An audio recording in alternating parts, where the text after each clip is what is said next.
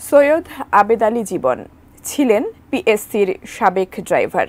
ষষ্ঠ শ্রেণীতে পড়া অবস্থায় ঢাকায় চলে যান তিনি। এরপর জীবনযুদ্ধে নেমে পড়েন তিনি। প্রথমে কুলির কাজ দিয়ে কর্মজীবন শুরু হলেও পরে চাকরি নেন পিএসসির গাড়ি চালক হিসেবে। এরপর আর পেছনে ফিরে তাকাতে হয়নি তাকে।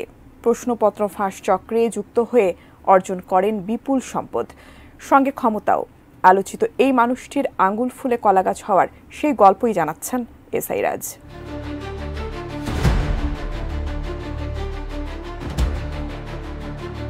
বাংলাদেশ সরকারি কর্ম কমিশনের আওতাধীন ক্যাডার ও নন ক্যাডার সহ বিভিন্ন পরীক্ষায় প্রশ্নপত্র ফাঁসের ঘটনায় গ্রেফতার হওয়া ১৭ জনের একজন সৈয়দ আবেদ আলী জীবন।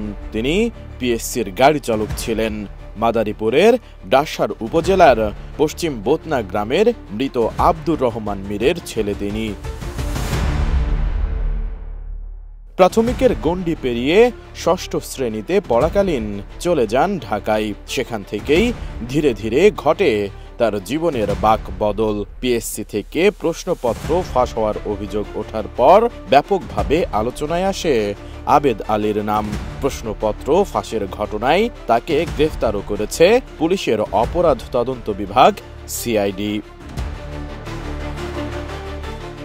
অথচ শৈশব থেকেই আবেদ আলীর জীবন যুদ্ধটা শুরু হয়েছিল ভিন্নভাবে। অল্প বয়সেই ঢাকায় পা রেখে কাজের সন্ধানে নামতে হয় তাকে। কুলির কাজ করে শুরু করেন আয় রোজগার।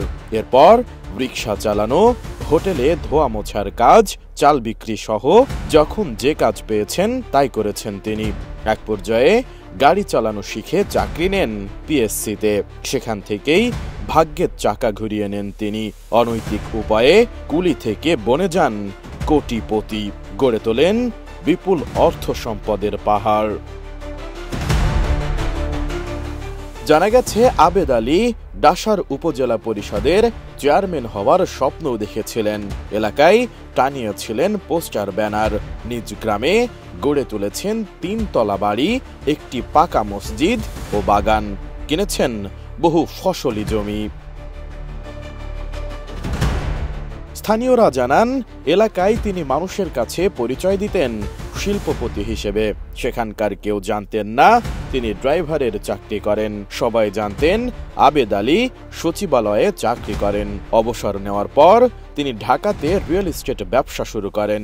বিপুল পরিমাণ সম্পদ গড়ার পর আবেদ আলী নিজের বংশ পরিচয়ও মুছে ফেলেছেন বলে অভিযোগ করে স্থানীয়রা। মীর বংশের পরিবর্তে তিনি নিজের নামের সাথে যুক্ত করেন সৈয়দ পদবী। শুধু তাই নয়, গত কয়েক বছর ধরে এলাকায় প্রচুর পরিমাণ দান ও সেবামূলক কাজ করেন আবেদ আলী। স্থানীয়দের ভাষ্য, কোটি টাকার গাড়িতে চড়ে গণসংযোগ করেন আবেদ আলী ও তার ছেলে সোহানুর রহমান সিয়াম। এছাড়া আবেদ আলী তার গ্রামের বাড়িতে রাস্তার পাশে সরকারি জমি দখল করে গরুর খামার ও মার্কেট নির্মাণ করেছেন বলেও জানা গেছে। উপজেলার পান্তাপাড়া ও পূর্ব বোতনা গ্রামে কিনেছেন বিপুল সম্পদ। স্থানীয়রা জানান, ঢাকায়ও আবেদের একাধিক বাড়ি রয়েছে। কুয়াকাটায় রয়েছে 3 স্টার হোটেল। অন্যদিকে আবেদ আলীর অবৈধ সম্পদের বিষয়ে প্রশাসন অনুসন্ধান শুরু করবে বলে জানিয়েছেন মাদারীপুর উপজেলা নির্বাহী কর্মকর্তা। এছাড়া দুর্নীতি দমন কমিশনের মাদারীপুর সমন্বিত কার্যালয়ের কর্মকর্তারা জানিয়েছেন, বিষয়টি নিয়ে কেউ অভিযোগ দিলে প্রধান কার্যালয়ের সঙ্গে যোগাযোগ করে অভিযুক্তর বিরুদ্ধে অনুসন্ধান করা হবে। এসআই রাজ, ATN নিউজ।